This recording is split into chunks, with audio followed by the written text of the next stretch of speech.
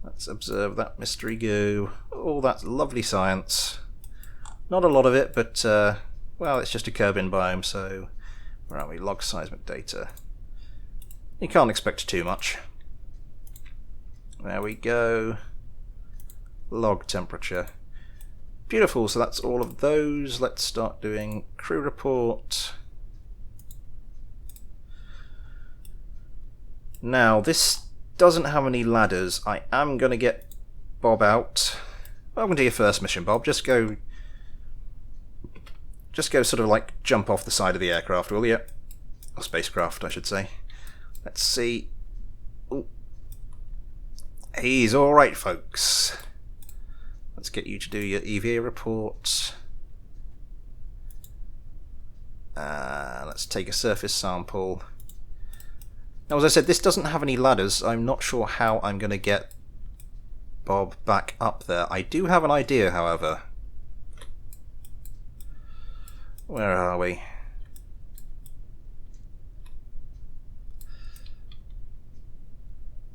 Let's see if we can climb up the nose. Let's get back to the aircraft. I'm going to close that up.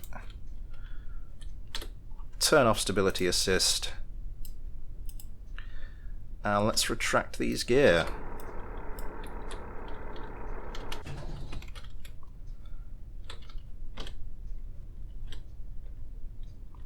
Oh, come on. There we go. Nicely done.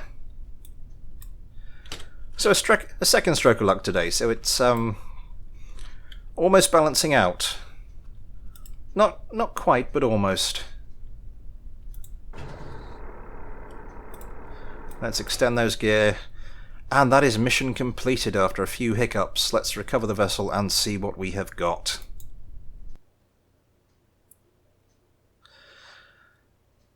Well, we get a handful of science, but that's really not what this mission was about. This mission was about testing a new vehicle and seeing if there are any kinks that need working out. And there are a couple of kinks that need working out, but we'll get to that some other time. So until then, thanks for watching, everybody. Take care, and I'll see you next time.